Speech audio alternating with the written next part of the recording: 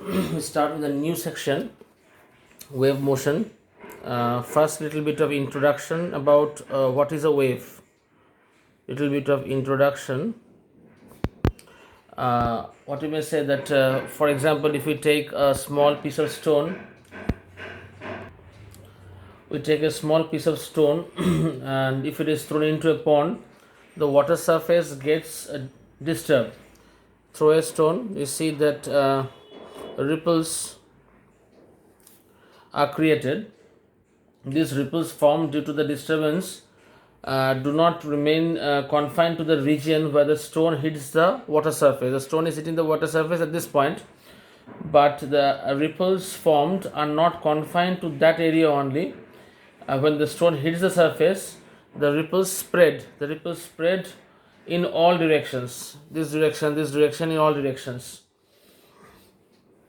Now, as the disturbance passes, the particles start oscillating. Now, we are introducing a term disturbance because we have thrown the stone into the pond. That means we have given a little bit of energy into the pond. That energy is causing disturbance. So, disturbance does not remain confined to this space, it slowly moves out in the form of ripples. So as the disturbance passes, the water particles they start oscillating, but they move up and down about their mean position. So the particles, you can write, the particles move up, or rather the water particles move up and down in their mean position, in their I must not say mean position, up and down about their mean position.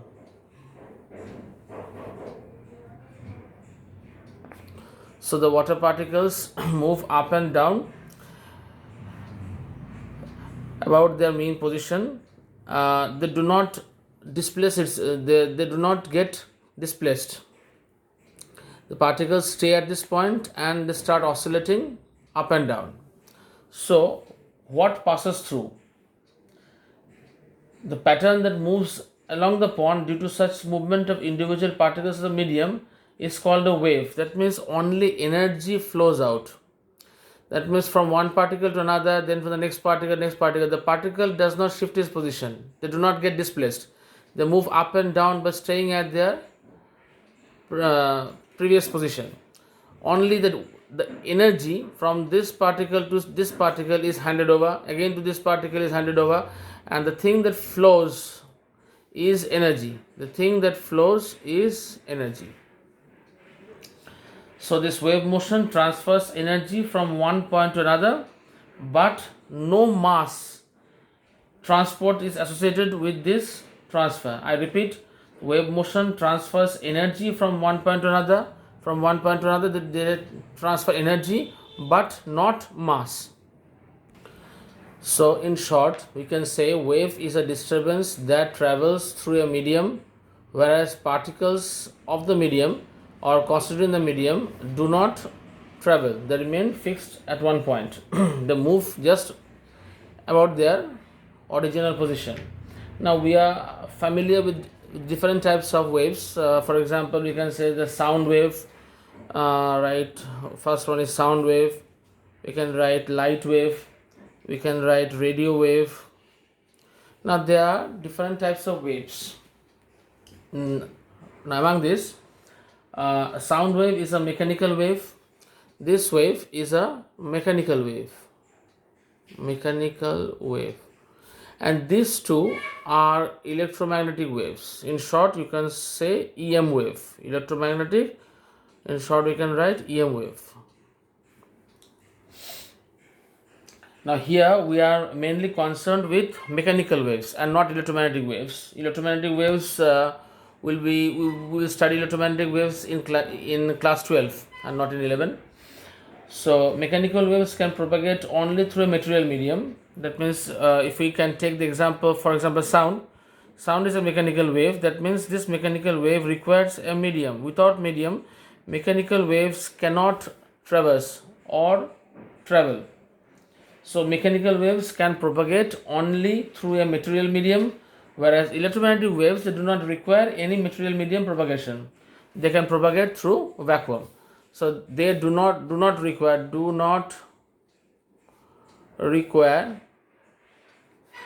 medium, any material medium. Any material medium, you can say any material medium. They can travel in vacuum. They can travel in vacuum. Vacuum you can pronounce, or vacuum. So sound wave is a mechanical wave. So here in this part of class 11 we are mainly concerned with mechanical waves. Now mechanical waves, in detail we are going to discuss the points relating to the mechanical wave. That means the origin and propagation of mechanical waves. Origin and propagation of mechanical waves depends on three properties. First property that we have to discuss is elasticity. Second property, you can say it is inertia, and the third property is cohesion. So to understand what is the role of elasticity in propagation of mechanical waves, we can say that if any part of a material medium, or if any part of a material or a medium is displaced from its equilibrium position, if suppose this is the equilibrium position, this part is displaced from its equilibrium position, a stress is developed in it due to elasticity. Because if we are trying to change the position or shape anything, we all know that a stress is developed. So a stress is developed in it due to elasticity. This stress tries to bring that part back to its original position. This stress is trying to bring the particle back to its original position. Now this is a part of the reasoning behind vibration. The second point you can say is inertia. Now what is inertia? You all know. That means when the particle returns to its original position. In this point, elasticity, we have discussed that if a particle is displaced from its equilibrium position, this is the equilibrium position, displaced from its equilibrium position, stress is developed and the particle moves back to its original position. But in this section of inertia, we can say that when the particle is returning to its equilibrium position, when the particle is returning to its initial position, it has a motion due to inertia. That means the particle cannot come to rest. The particle is returning back. The particle will not come to rest here. The particle is not going to come to rest immediately on reaching the equilibrium position. So what happens? Due to inertia of motion, it moves to the opposite side, crossing the equilibrium position. So it moves to the opposite side, crossing the equilibrium position. Now these two incidents, first one is the case of elasticity, that means coming back to the equilibrium position due to elasticity and moving to the opposite side due to inertia of motion. These two together, they happen alternately in any part of the material medium, causing that part to vibrate.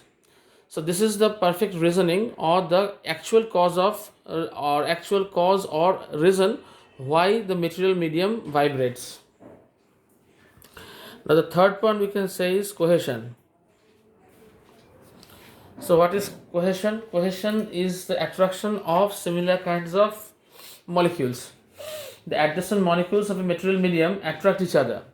I have already said that attraction between similar kind of molecules, as material medium is comprised of or made up of same kind of molecules, so a cohesive force acts between all those molecules. So the adjacent molecules, these are the molecules, the adjacent molecules of a material medium attract each other. This phenomenon is called cohesion. Now if any part of a material medium begins to vibrate, we have discussed about the vibrational part in the first 2 points. If any part tries to vibrate, or begins to vibrate, the adjacent part is then forced to vibrate due to cohesion. So what happens if this particle, it starts to vibrate in this fashion? There is a cohesive force acting between these two particles. So when this particle is moving upwards, it will also try to take this particle in the upward motion. So when this particle is positioned here, the particle will try to move upwards. Again, these two are again attracted by cohesive force.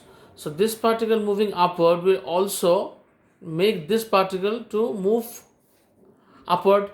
So every particle, when it is moving, and if it because it is bounded to the next particle by the force of cohesion, that particle will also try to move upwards. When this particle is moving downwards, again this particle will also be attracted to move downwards. So what happens? I repeat, if any part of the material medium begins to vibrate, then adjacent part is then forced to vibrate due to cohesion. So in this fashion, a vibration propagates from one layer to the next. This type of propagating vibration is known as mechanical wave. So 3 points we have to keep in mind to understand the origin or the generation of mechanical waves, why particles vibrate, and how energy gets transferred from one point to another. The last point shows how energy is transferred from one particle to another, and the wave or disturbance or energy flows out. Now here I have written two types of waves: transverse wave and longitudinal wave. There are the subdivisions of a particular type of wave known as the simple harmonic wave. So SHM wave, you can write SHM wave. They can be classified into two categories. One is the transverse wave and another is the longitudinal wave. I think you know all this from class 9-10. In very short fashion, I'm going to discuss about this too. There is a basic difference between the mode of transfer of these two waves. The first one is the particles vibrate in this fashion and the wave is transferred in this fashion. So there is an angle of 90 degree between the particle vibration and the energy flow. Energy flow is in this direction and the particle vibration is in the right angle direction, whereas for longitudinal case, the particle vibration as well as the direction of energy flow are parallel or in the same direction. This is the direction of particle vibration, and this is the direction for energy flow. So they are in the same direction. Now because this is the structure of the flow, we can say that transverse wave can flow in solids. Transverse wave solids, and to a very little extent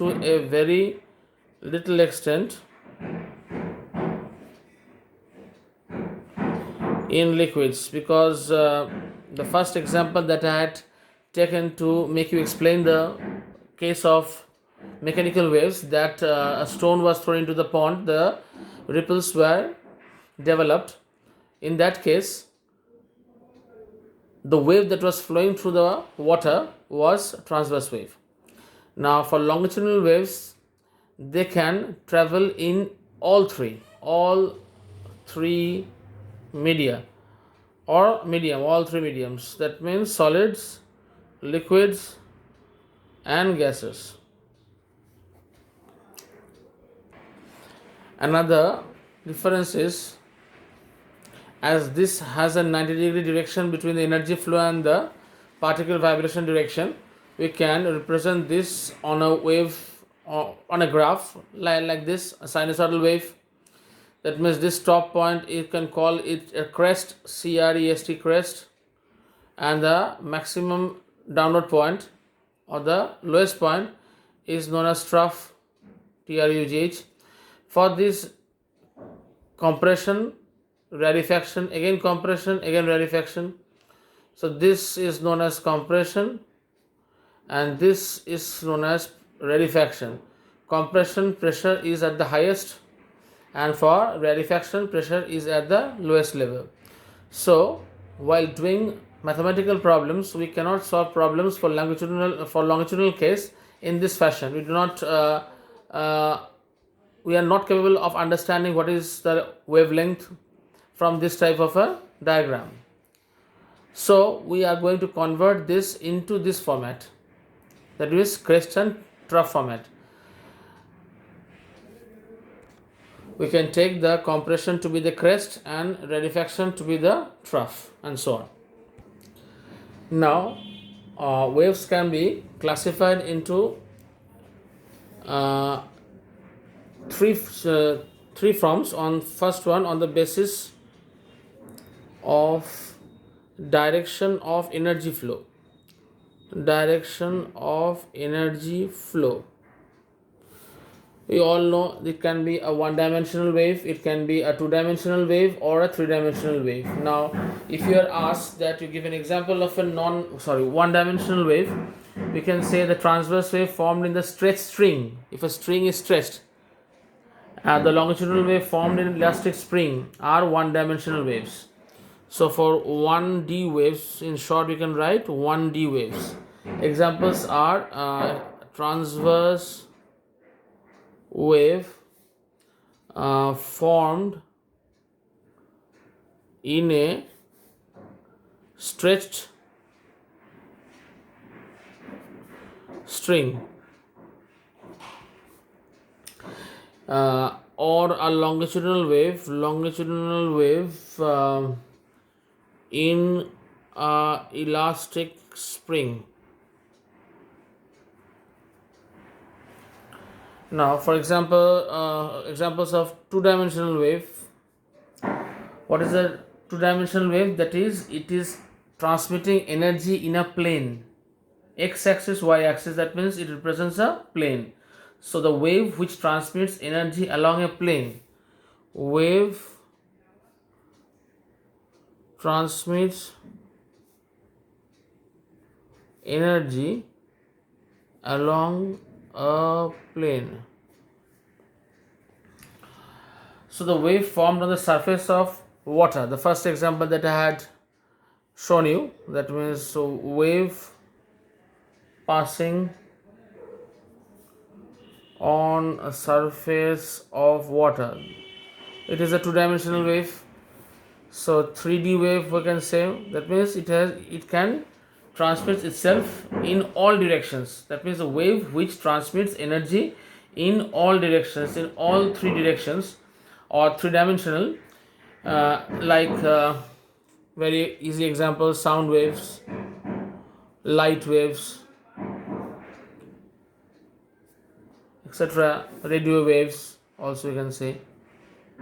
They are all three-dimensional waves. Now another basis of classification can be of particle vibration. So if the particles of a medium vibrate simple harmonically, the corresponding wave is called a simple harmonic wave. On the basis of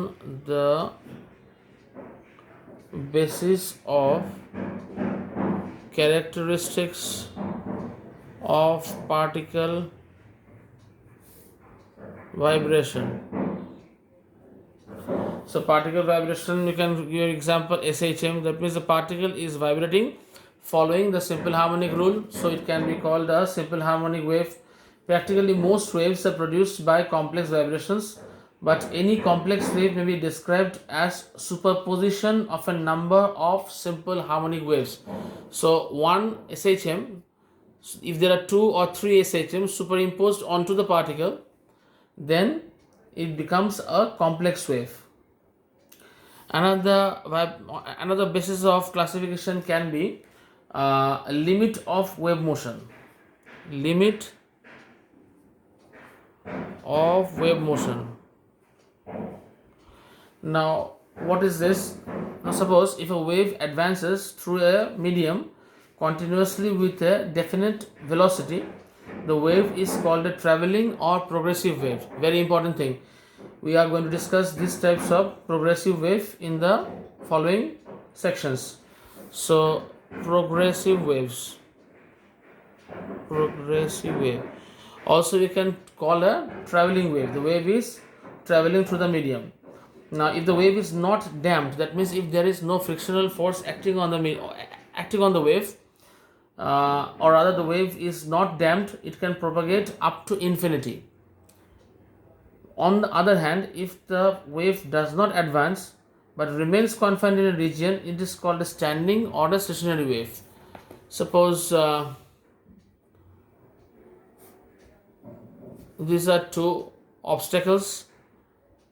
If there is a string or a wire here and I plug the string here, so this is the type of wave that will be formed,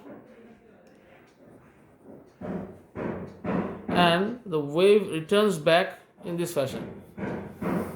Energy flows, one in this direction, another energy flows, the same energy, it gets reflected from the second obstacle.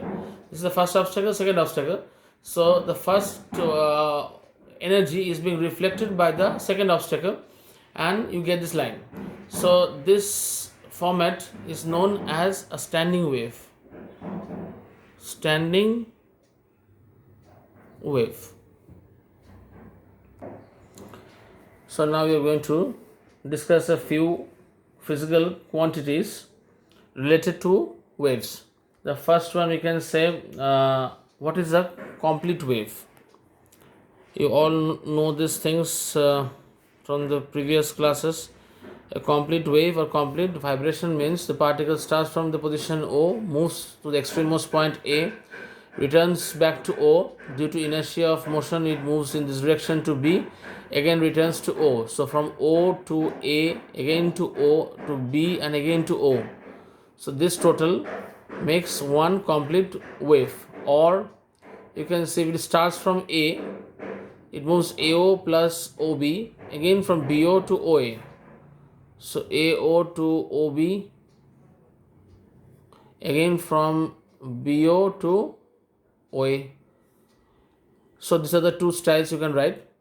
That means there are four amplitudes. You all know what is an amplitude. That means the maximum displacement when the particle is vibrating. That means one amplitude means OA or OB. This is the maximum displacement of the particle. Number two, we all know what is a wavelength. What is a wavelength? The length of a complete wave. That is the distance between two consecutive particles having the same phase at any instant. Now suppose this particle, you can represent this within a graph. That means from O to A means one amplitude. If this is O, this will be A. Again back to O, that means back to its mean position. Again to B, that means here. Back to O, that means here. So particle at this point, if you consider the particle here, will have the same phase, because this particle is also trying to move upwards. This particle is also trying to move upwards. So these two particles here and here have the same phase. The movement in similar directions means the particles have same phase. So these 2 points are same phase. So the distance between the two particles having the same phase gives the wavelength of the wave. Now this is not only one measurement you can do. You can also do it in this way also, if you can extend the wave motion. Distance from this point to this point. Now suppose this point has a tendency of moving downwards. This also has a tendency of moving downwards. Or rather, if we take this diagram in the reverse direction. So these two particles, again they are the same phase. So this distance can also be known as wavelength. We represent it by lambda. So from here to here, this is a lambda. Distance between two crests is lambda, and distance between two troughs, that is also lambda. That means the conceptual thing is that distance between two consecutive particles having the same phase at an instant is known as wavelength. Now time period and frequency, you are studying these things from class 6-7, I suppose. Time period means time taken to complete one vibration. Time taken to complete one vibration. Fourth one is frequency, number of vibrations in 1 second. Now these two are interrelated by relation. If we represent time period as t and the frequency as n or fn, the relation is n is equal to 1 by t or t is equal to 1 by n. You can easily prove this. No need to prove it now. Now, the fifth physical parameter is a new one, that is wave velocity. Now, you have to understand this is a new concept, wave velocity. Now, first, in the very first instance, the thing that I am going to say is you have to clearly take into account that there are two types of velocities. One is known as wave velocity and the second one is known as particle velocity. Clearly you have to conceptualize this thing. Wave velocity means the wave was moving in this direction, the velocity of propagation of the wave. That means with what speed or velocity the wave is traversing through the medium. This is known as the wave velocity, and this direction is similar to the flow of energy.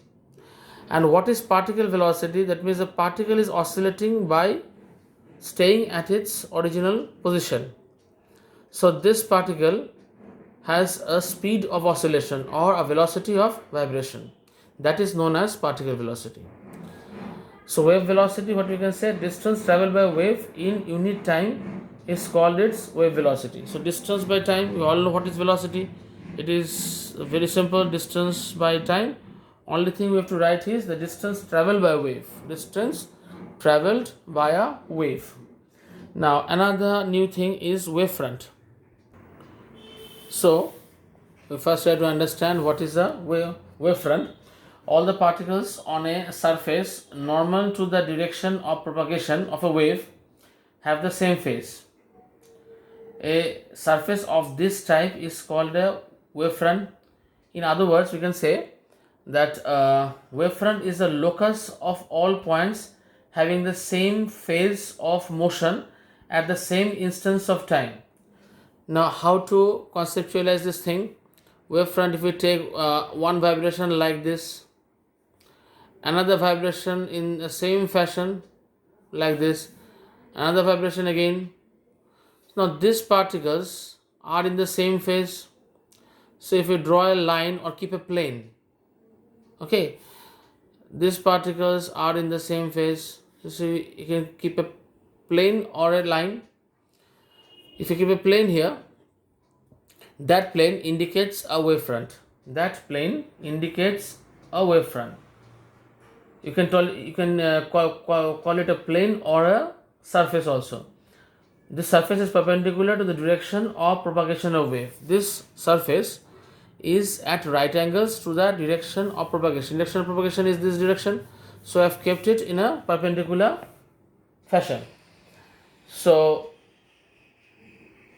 by definition we can say any surface or plane, you can say, which is normal to the direction of propagation of wave is known as wavefront. The particles lying on a wavefront has the same phase. Generally, there are two types of wavefronts. One is a plane wavefront, PLANE plane, and spherical wavefront. Now, the two types of wavefront, for this thing we can say that for the waves propagating in a particular direction in a homogeneous isotropic medium, wavefronts are generally plane wavefronts. This is a kind of plane wavefront. Now, if the wavefronts become concentric spheres when the waves spread in directions from a point source. Now, what happens for a spherical? If this is a point source, these are spherical wavefronts. They are spheres. I cannot draw spheres on a two-dimensional page. So, you have to understand this thing, that in all directions, as if it was a sphere. So, if this is a light bulb, a small bulb, that means it is transmitting energy in all the three-dimensional space. That means 720 degrees, or rather 4 pi. So these are known as spherical wavefronts, and every particle on a spherical wavefront, see, all these particles on the wavefront, they have got the same phase. This spherical wavefront, the particles on this wavefront also have the same phase, but there is a phase difference between these two. So plane wavefront and spherical wavefront, very simple example you can take.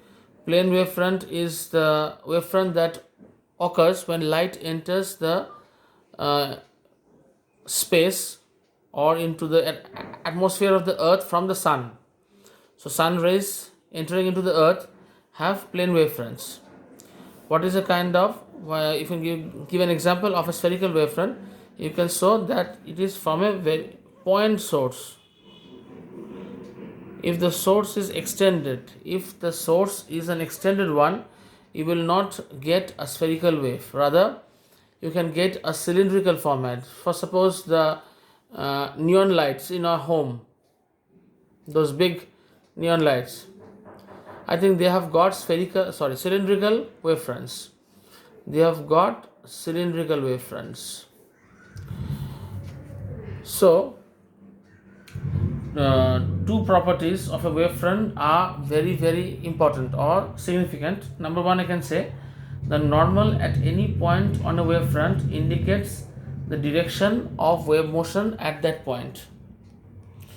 All the three types. This is a cylindrical wavefront. This one is a spherical wavefront. This one is a planar wavefront.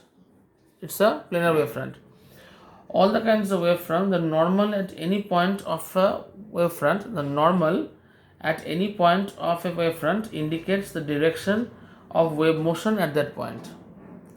Second point is that the motion of a wave means the motion of a wavefront, because you can say that the style of propagation or the propagation mode is wavefront.